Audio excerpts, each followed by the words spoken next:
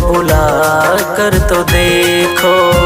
बड़े ही दयालु हैं मेरे प्रभु जी, बड़े ही दयालु हैं मेरे प्रभु जी।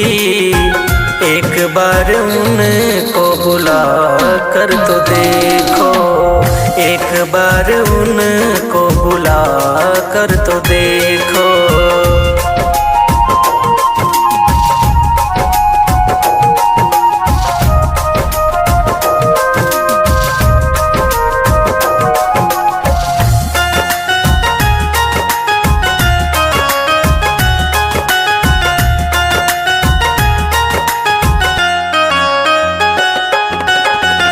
उनकी कृपा से दुनिया है सारी, उनकी कृपा से दुनिया है सारी।